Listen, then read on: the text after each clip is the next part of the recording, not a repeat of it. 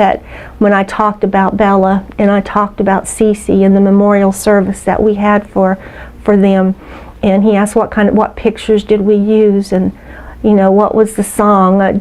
You can see how he was trying to hold back tears. What day was that? Do you remember? Well, we flew in on that Monday. We flew in on Monday, and we saw him Monday night, and then the plea deal was on Tuesday. So Monday night was when you wanted to talk to him about it? Yes, and we weren't allowed. And it would have helped us so much to be able to talk to him. I wouldn't have to go through all this now. Everything just seems to be shrouded in secrecy. And just tell us what is going on. Let us ask Chris if it's okay if you talk to us. I just don't like the way it was handled from the very beginning. I don't like the way it was handled. I want to save your life, that's all. We're just here, we're going to save his life. We want him to get life in prison. It was like they already knew he was guilty, and this was the end of it. Were you worried about the death penalty being a possibility? No, I didn't care about the death penalty. Nobody's going to die in Colorado. I don't think anyone has. One person? And Colorado is changing.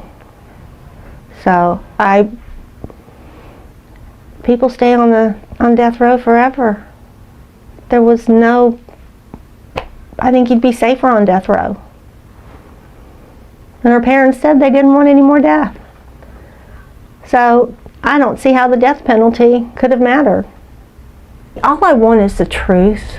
I just want the truth. That's it. And I know Chris, he would take responsibility. And I guess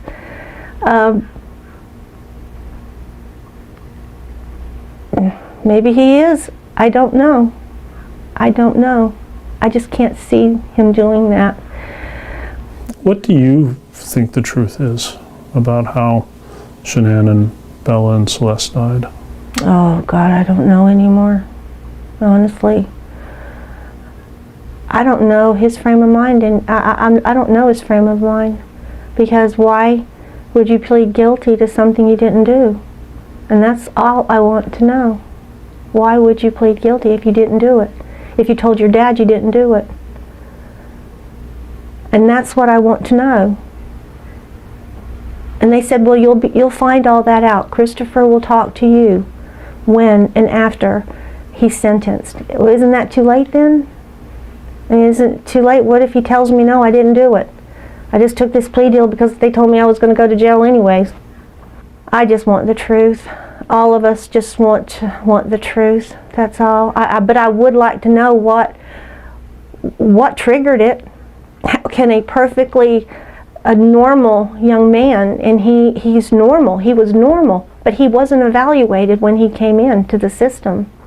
He wasn't normal if he did this. It must be bewildering. It's bewildering to me. It is absolutely. How does this happen? How did this happen?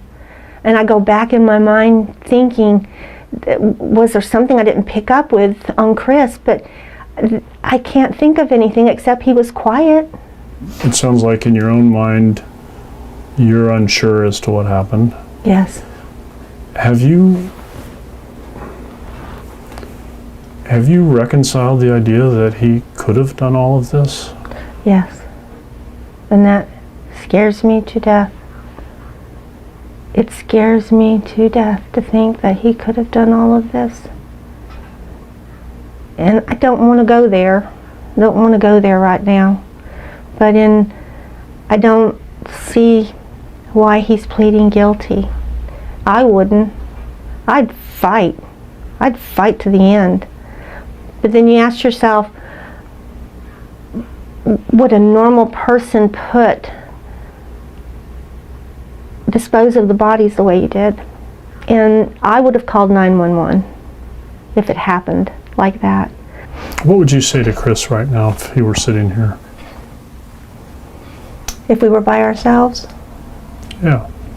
I would say, Christopher, I need to know what happened that night. I need to know what happened. happened. I've got to get these thoughts out of my head, what I think could have happened, but I need to know. And I think in time he will tell me. Probably nothing you ever would have imagined you would have faced. Never. No, and not from the son that I raised and Ronnie raised and our children, you know. We just did everything for them. We worked for them. We wanted them to have a good life, good education, and we stressed education. And they were both doing well. I thought, you know, I knew marriages can be bad, but you can get out of them and go on. But I don't know what was going through anybody's mind that night. I mean, I feel too much. I mean, I definitely feel everything way too much and have a conscience that I just feel way too much. What do you want to happen now? What would you hope would happen now? Well, I want Chris to have his day in court. I mean, I need to know. I mean, I'd feel wonderful if I could talk to him and he could tell me what happened. And then we can all go on. But if he didn't do it, if he did not do this, then I need somebody to defend him. I need someone to defend him if he did not do this. Do they have the evidence? He's my son. I got to do everything I've got to do everything I can to help, to make sure that he is defended properly. But he said this is his decision, so I don't know. There's doubt. I have doubt that he did it. I can't see that he did it.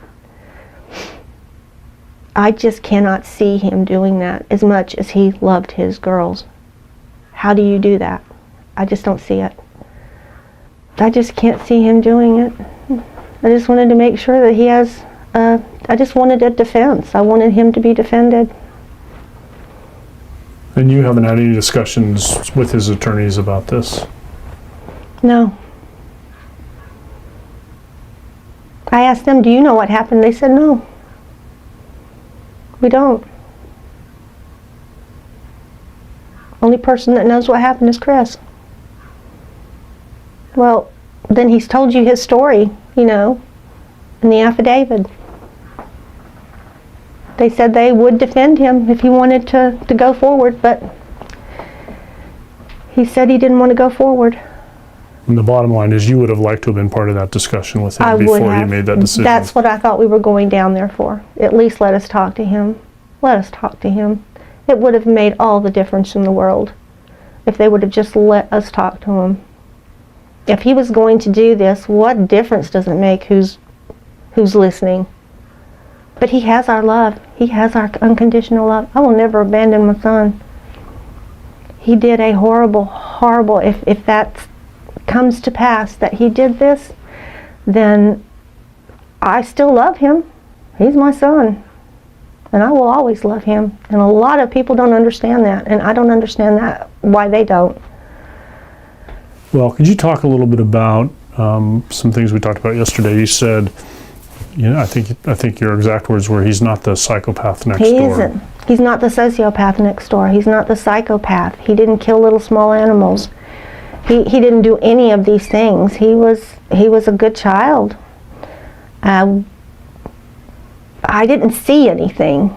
I didn't see anything that was abnormal about him, except he was socially awkward.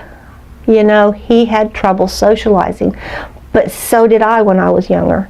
I think you learn that as you grow, and I think he felt a little bit more comfortable in his skin, and he just I don't think he just had the right person at his side. I don't. That relationship was toxic from the very beginning. What would you say to Shanann's family if you could talk to them? God, I'm so sorry this happened. You know, for both our families, because we both lost everything. You know, they lost a daughter, we lost our son.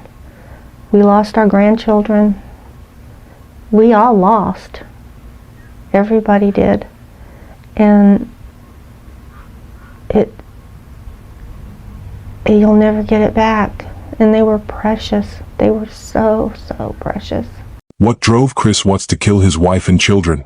The answer was far more complex than anyone initially imagined.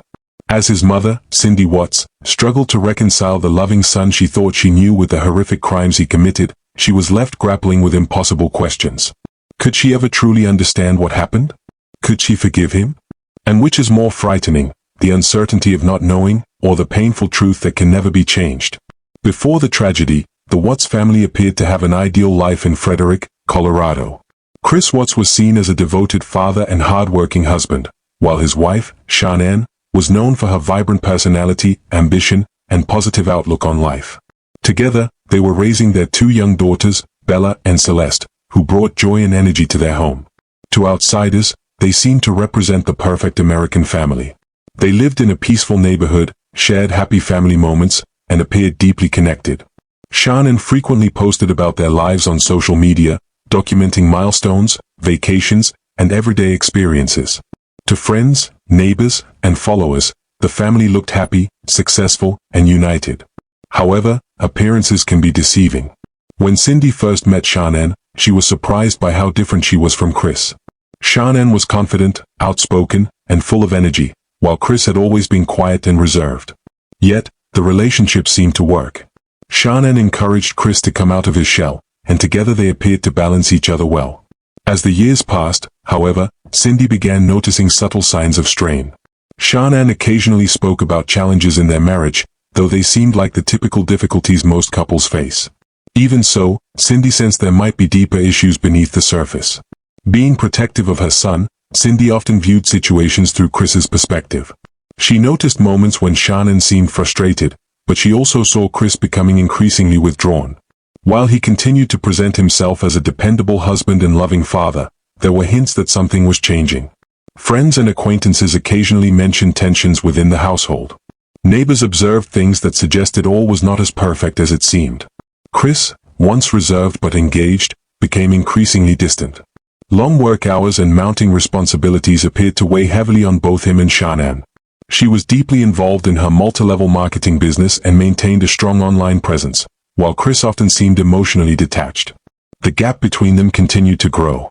What Cindy did not know was that Chris had begun an affair with a co-worker, Nicole Kessinger, at Anadarko Petroleum. The relationship developed quietly, hidden behind secret messages, phone calls, and unexplained absences. To Cindy, there were no obvious signs that her son's marriage was falling apart. She simply sensed that something was wrong. As August 2018 approached, that feeling intensified. Conversations with Chris felt different. His voice seemed distant, and his silence carried a weight she could not explain. Looking back, Cindy would later recognize these moments as warning signs, though at the time they made little sense. Then came August 13, 2018, the day everything changed. Shanann returned home from a business trip in the early hours of the morning. Shortly afterward, she and the children disappeared. As the investigation unfolded, Cindy's world was turned upside down. Chris's behavior raised concerns. Rather than appearing frantic or desperate, he seemed unusually calm and controlled. As investigators dug deeper, the truth slowly emerged. The family Cindy believed she knew was unraveling before her eyes, and her son became the focus of an investigation that would shock the nation. The question remained, how could Chris Watts commit such a horrific act? What could have led him down such a path? Cindy had no clear answers. All she knew was that the son she had raised now stood at the center of one of the most disturbing family murders in modern American history. And I can have you folks introduce yourself for the record. I'm Cindy Watts. Ron Watts. Thank you. And I have authorized you to make a statement to the court as paternal grandparents of the children. And if you choose not to make a statement, but your designee, Ms. Powers, chooses to, she can do so as well. How would you like to proceed Can today? I read that? Yeah, do you want me to start? I want you to start, but I would like to read Who's going to be speaking today? Your Honor, initially, they've asked me, and they're hoping that they have the strength to speak, but if they do not, they've written out their statements and asked me to finish for them. So That would be fine. Who would like to go first? if I could start, Your Honor. On behalf of the Watts, Your Honor, and to the community, we thank you for the opportunity and the recognition under the Victim Bill of Rights. We come today as the grandparents and the parent of the daughter and children whose life was taken in this case. We are not here to ask for leniency. We are not in any way condoning or tolerating the crime that has occurred and the pain that has been caused. We join in our daughter-in-law and grandchildren's family in saying this should never have happened. This is not condonable. This is something that we will never get over. We appreciate the consideration that everyone has paid, most especially the families that have lost everyone. We appreciate that they begged for Christopher's life. We agree and echo what they have said, that it is not his place to take anyone's life, nor would it be our place as a community to take his life. So we thank you for the opportunity and for every consideration and effort that's been put out. The prosecution in this case has in fact respected the Victim Bill of Rights. They took the time to explain that the information that my clients had at the time that they were interviewed was not correct. They were misinformed. They were searching for answers. They were not intending to cause any pain to anyone, and they appreciate that the prosecution answered their questions and gave them the time and the respect and the consideration so that they could tell this court and everyone in this community that the interview content was not their message, that they accept that their son has done this, that they accept that he chose to plead guilty, that he sought and requested their consent and agreement for a life sentence. They appreciate that he is given the opportunity to serve that life sentence. It is his responsibility, it is his sentence, and it is not enough to make up for what has done. We understand and we join the family in that we have questions. We don't know how such a thing could possibly happen, or that a man that was responsible for raising his children and protecting his wife would take the steps that he did, and that he would disregard their bodies and the love that he had for them and they had for him and everyone else, and take the gestures and put this community through the investigation and the discovery and the responsibility of bringing justice. We do not understand that. We do not think it was appropriate. We cannot begin to think that an explanation will ever justify it. My clients indicate that they understand that a full opportunity for a confession with all of the responsibility and accountability has not occurred. And they support the family and the request that that happen, if not today, at an appropriate time, in an appropriate manner, so that everyone can have peace, to understand to the best of their ability the details that they need and to have their questions answered. And by giving this opportunity of a life sentence, we hope that he embraces that moment. That had the death penalty been pursued, there would not have been an opportunity to be accountable and to give a full confession. And had the death penalty been sought, counsel would have fought for his life, the prosecutors would have been engaged in a multiple-year battle, the families would have been torn apart, this community would have had to subsidize it and endure it, and we have so much respect and gratefulness that that did not happen.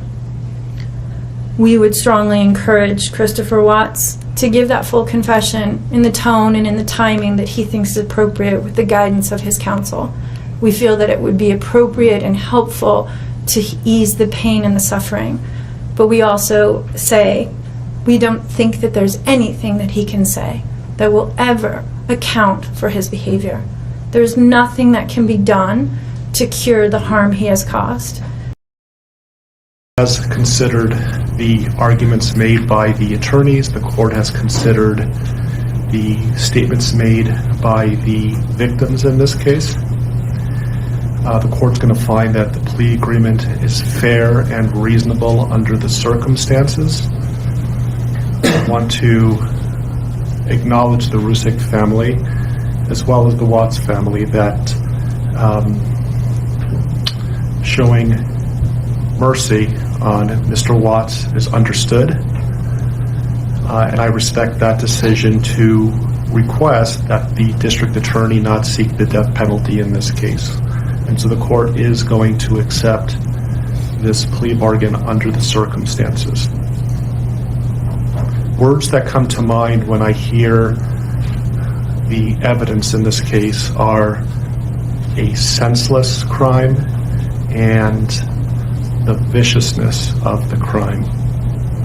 And equally aggravating in this court's determination is the despicable act of disposing of the bodies in the manner in which they were done in this case. I've been a judicial officer now for starting my 17th year, and I could objectively say that this is perhaps the most inhumane and vicious crime that I have handled out of the thousands of cases that I have seen. And nothing less than a maximum sentence would be appropriate, and anything less than the maximum sentence would depreciate the seriousness of this offense. So the court is going to sentence Mr. Watts as follows. With regard to count number 1, murder in the first degree as it relates to Shanann Watts, the court is going to sentence you, sir, to a life sentence in the Colorado Department of Corrections, followed, with no possibility of parole. And that is going to run consecutively to all but counts 3 and 4. With regard to count 2, as it relates to murder in the first degree with Bella, the court is going to sentence you to life in the Colorado Department of Corrections with no possibility of parole. With regard to count number 3, the court is going to sentence you as it relates to Celeste to life in the Colorado Department of Corrections with no possibility of parole.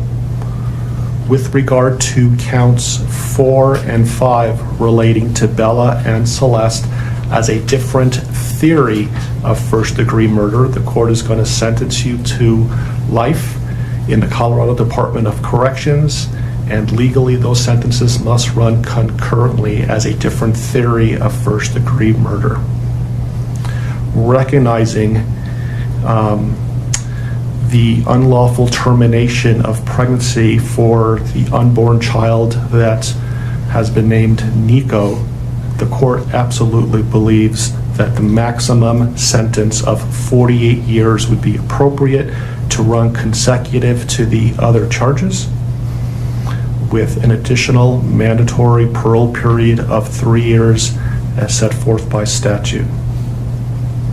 With regard to count number 7, as it relates to tampering with a deceased body, as well as counts 8 and 9, each a class 3 felony, the court is going to impose a maximum sentence of 12 years each for those counts to run consecutively to the other counts. The court is going to order that the statutory fees be paid and court costs. The court's going to grant the prosecution 91 days to file a notice of restitution, and that will be the sentence of the court. We will shortly be in recess. I would respectfully ask the parties that you remain in your seat. There is a plan by the deputies on allowing people to exit the courtroom, so please remain seated until you are authorized to leave the courtroom based on the direction of the deputies. Deputies, I would respectfully ask that you take this defendant into custody and have him serve the rest of his life in the Department of Corrections. We are in recess.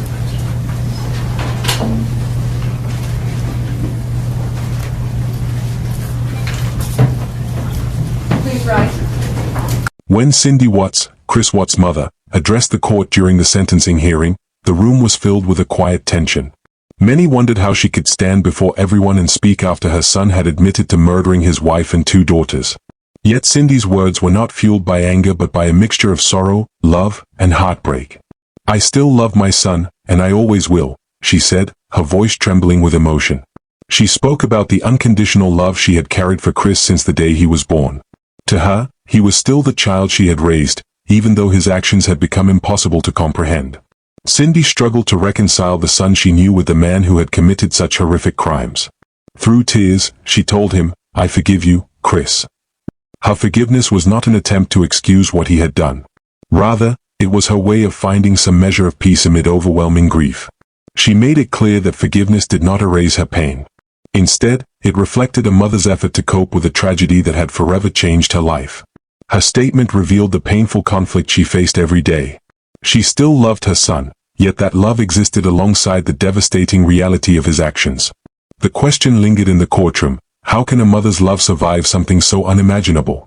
As Cindy concluded her remarks, it was evident that she had found no easy answers. Her words did not bring closure but instead highlighted the emotional struggle she would carry for the rest of her life. She was left trying to understand how someone she loved so deeply could have caused such immense suffering. The hearing also brought attention to the pain endured by Shannan's family. They did not speak from a place of revenge but from a desire for justice. Shannan's father, Frank Rusek, spoke emotionally about his daughter's kindness, strength, and the profound void her death had left in their lives.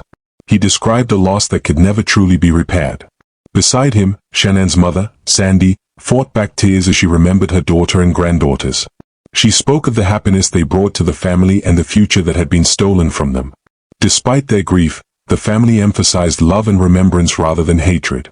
Although the sentencing hearing eventually ended, the emotional wounds remained. For Cindy, Shannan's family, and everyone affected by the tragedy, the pain would not disappear with the conclusion of the legal process. The Watts family, once viewed as ordinary and happy, had been shattered forever. Chris Watts' life sentence could not restore what had been lost. It could not bring back Shannan, Bella, or Celeste. Justice had been served, but it could never undo the damage caused by the tragedy. For Cindy, the aftermath became a lifelong burden. She would always be known as the mother of the man responsible for destroying his own family. The grief followed her into every aspect of her life, affecting not only her emotions but also her physical health. Sleepless nights, anxiety, and overwhelming sadness became constant companions. She repeatedly questioned how her son had become capable of such cruelty. Looking back on his childhood, she searched for clues and wondered whether she had missed warning signs or could have done something differently. The guilt weighed heavily on her, even though she bore no responsibility for his actions. One of the most painful realities was the lack of clear answers. Despite Chris's confession, many questions remained unresolved. He never fully explained why he murdered Shannan, Bella, and Celeste. Cindy wondered whether the affair with Nicole Kessinger, marital problems, or deeper psychological issues had played a role. The uncertainty left her trapped in a cycle of unanswered questions. Determined to understand, Cindy immersed herself in books, documentaries, and discussions with experts in criminal psychology. She searched for explanations, hoping to uncover what had driven her son to commit such a terrible act. Yet every answer seemed incomplete. No single explanation could fully account for the tragedy. The consequences of Chris's actions extended beyond the loss of lives. They fundamentally changed Cindy's own identity and future. She struggled with how to face the world while carrying the knowledge of what her son had done. Despite everything, she continued visiting Chris in prison, a choice many people found difficult to understand. For Cindy, however, he remained her son. Her love for him did not disappear, even though she condemned his actions. Still, each visit was painful. Chris often appeared emotionally distant, engaging in brief and detached conversations. Cindy found herself wondering whether the son she once knew still existed at all. Over time, she began speaking publicly about her experiences. Through interviews and discussions, she shared the complexities of her grief and the challenges of being connected to such a notorious crime. While her words reflected deep sadness, they also carried an important message. She was not only the mother of Chris Watts. She was also someone who had lost family members she cared about and whose life had been permanently altered by the tragedy. For Cindy Watts, one of the greatest challenges was expressing the depth of her pain without appearing to defend her son's actions. She lived in a constant state of conflict, trying to explain her grief and heartbreak while making it clear that she did not condone the horrific crimes Chris had committed. It was a delicate balance, and one that often felt impossible to maintain. In quiet moments, Cindy found herself longing for the life she once had. She missed the family gatherings, holiday celebrations, and simple moments shared around the dinner table. The memories of happier times became both comforting and painful, serving as reminders of a life that had been permanently shattered. Chris's actions had not only destroyed a family, they had fundamentally changed Cindy's sense of identity. She was left trying to rebuild her life while struggling to understand a reality that no longer made sense. As the months turned into years, her search for answers continued, but she gradually realized that the explanation she desperately sought might never come. The son she had known and loved seemed like a stranger. No amount of prison visits, expert opinions, or personal reflection could provide a complete understanding of why Chris murdered his wife and daughters. There was no clear resolution, no satisfying explanation, and no true closure. What remained was the overwhelming burden of a mother's love and the painful knowledge that her son's actions had destroyed so many lives. Ultimately, Cindy's journey became one of endurance and survival. She had to learn how to live with a tragedy that would never fully leave her. Her life was forever marked by grief, unanswered questions, and an enduring love for a son whose actions had taken everything from her. The aftermath was not something she could move beyond. It became part of her daily reality. As time passed, she was forced to accept that some questions would never be answered. Her challenge was no longer finding explanations but learning how to heal and move forward despite the uncertainty. Meanwhile, the murders of Shannon, Bella, and Celeste attracted enormous media attention. News organizations across the United States and around the world covered the story extensively, transforming it into one of the most widely discussed criminal cases of recent years. Television networks, streaming platforms, and online media outlets produced documentaries, interviews, and special reports examining every aspect of the case. Nearly every detail of the Watts family's life became the subject of public scrutiny. Chris's televised appeals for his family's return, his interactions with investigators, and his eventual confession were repeatedly analyzed and revisited.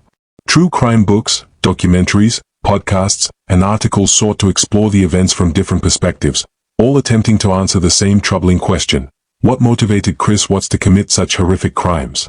The case quickly evolved beyond a criminal investigation and became a cultural phenomenon.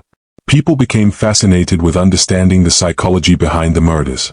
Chris's apparent lack of emotion, his affair, and his behavior before and after the killings were endlessly discussed and dissected by experts and the public alike.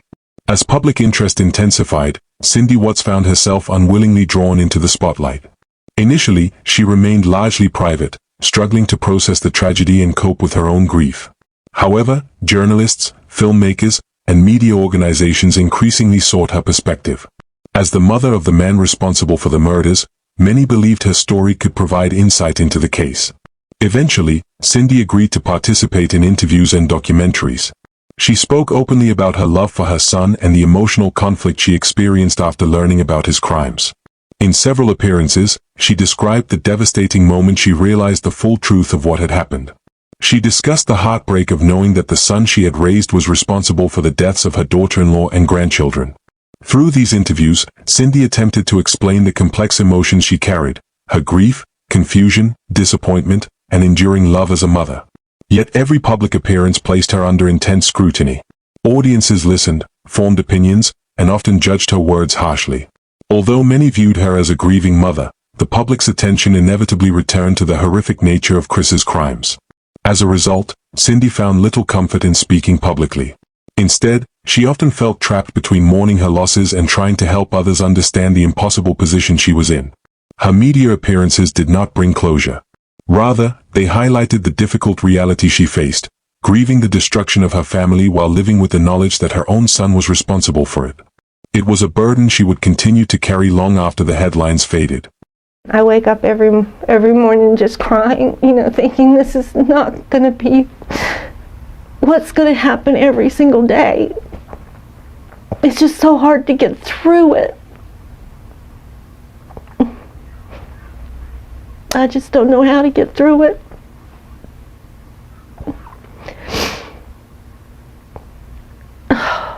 Tell me about his childhood. Did he play sports? Was he in scouts? What kinds of things did Yes, did he do? played sports. He played sports from the time he was 5 years old up until he was 17.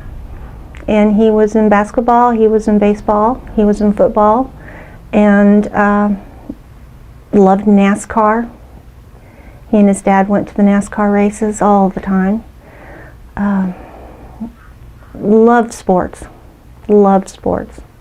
And he was a good kid. Had two best friends, and that's who he grew up with, and still are friends with them today. And there's nothing that would have predicted any of this could have ever happened. Yeah. Nothing in his childhood at all. I would have never in a million years thought something like this could happen to him at all.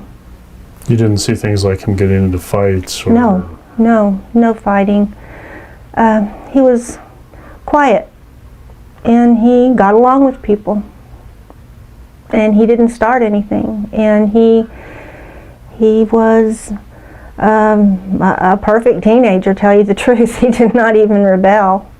He wanted to go to NASCAR Tech. We made that possible for him. What did he do after he finished school? He worked at the dealership as a service technician and was making good money and loved it. He bought a toolbox, and he started buying his tools and enjoyed it. He was doing well. When and where did he meet Shanann? They met, and he liked her, she liked him, but I don't think it was love at first sight or anything. They took a little while and I guess got to know each other and, dated. It was always a little strange that she always said a lot of things about Chris in front of me that I didn't like. Like, this isn't the kind of person I would date. He doesn't know how to do this, or he doesn't know how to do that. He looks like a skater boy. Look at his hair. Look how much stuff he puts on his hair. It was just on and on and on, and I just got a bad feeling. And they got married in 2012. Did they get married in North Carolina? They did. Mm-hmm. How was that? Oh, we didn't attend. Really? Mm-mm. We didn't attend because Shanann and I just couldn't get along, and I didn't like the way she treated him. What do you know about their marriage and their issues? Oh, very little. Very little. You can only observe. I could only observe what I saw when I was around them. Christopher always seemed anxious, and he when she needed something, he would run. He wouldn't walk, he would run, he would get it. He just always seemed to be right there at her beck and call. And did that seem odd to you? Or? Very odd. It was very odd. He just seemed nervous. So how much did you see them over these last 6 years? Probably twice a year. We would go up there. Did you stay with them, or? Yeah, we would stay with them and stay a week and then come back home. Tell me about Bella and Celeste. Oh, Bella was just like Chris, just like him, shy, cautious, conservative. Cece was a ball of fire. She was fearless, completely fearless. She just loved to run. So they were wonderful. It breaks my heart to know that they're not here. They were beautiful children, beautiful children. What did they call you? Mimi. Mimi? And how about Ronnie? What did they call? Papa. Do you think Chris loves Shanann? Oh God, he loved her. Yes, I believe he loved her at first. I believe he did. But I think as the years went on, I think it just being in that kind of a relationship, which the social worker even said that marriage should have ended a long time ago. Shanann's pregnancy and what did Chris tell you about that? Was he excited? No, I don't think he was. I think it was a shock to him. And he said that they have been talking about divorce, that they are not compatible anymore, and he was not happy anymore. And I finally thought he's finally seen the light. And I take it Chris had never been in trouble with the law? Never. He's got one speeding ticket and didn't even know about that. Tell me what happened when they were reported missing. What did you find out? How did you find out? Who told you? I think Ronnie called me. Ronnie called me and said that they're missing, and I thought, I don't believe it. I didn't believe they were missing. I believed that she was going to punish Chris. She was just going to punish him, take the girls, and just punish him. I had no idea of anything else. Christopher called and said, Mom, they're searching the house. I said, okay, that's fine. I mean, and I still was not worried. I was not worried. I just thought Shanann had run off with girls. So walk me through the sequence of events over the next few days. Did you and your husband travel to Colorado? Ronnie did. Okay. Ronnie did. And I mean, Christopher let everybody come in. Her phone is there. Her purse is there. Everything is there. But there's no kids and there's no Shanann. And I was not worried. I thought, she has just gone off and I'm going to punish you for this and you can worry about me. But when Christopher called us and he said, I said, do you want us to come down now? He said, tell Dad I need him. Tell Dad I need him to come down. In the months after the murders, Cindy Watt's search for justice became both a purpose and a burden. Every new detail in the investigation seemed to reopen wounds she was struggling to heal. Determined to do something meaningful with her grief, she reached out to organizations that support victims of family violence and began speaking publicly about the need for greater awareness and understanding. But even as she advocated for others, Cindy was haunted by guilt. She questioned whether she had missed warning signs in Chris's behavior, the emotional distance, the growing detachment, the subtle changes that only made sense in hindsight. The questions followed her everywhere. Could she have noticed something sooner? Could anything have changed the outcome? Those doubts became part of her daily life. Cindy wanted accountability for her son's actions, but she also wanted answers. She struggled to reconcile the man she had raised with the man who had destroyed his family. As public fascination with the case grew, her private grief became entangled with a national conversation about violence within families and the psychology behind it. The Watts case was no longer just a criminal investigation. It had become a cultural obsession. People dissected Chris Watts' motives, his affair, his behavior, and his apparent lack of emotion. For Cindy, that scrutiny was deeply personal. She was not only the mother of the perpetrator, she was also someone mourning the loss of her daughter-in-law and grandchildren. Her journey reflected a painful truth. Tragedies like this do not leave clear answers behind. Still, Cindy continued searching for understanding. She read, spoke with experts, and tried to piece together how such a catastrophe could happen. But the more she searched, the more she realized that some questions might never be fully answered. In the end, her pursuit of justice was not driven by revenge. It was about preserving the memories of Shanann, Bella, and Celeste. It was about refusing to let them be forgotten.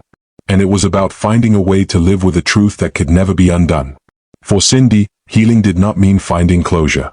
It meant learning to carry grief, unanswered questions, and love all at once, and continuing forward anyway. Like, comment, and subscribe for more interesting true crime stories.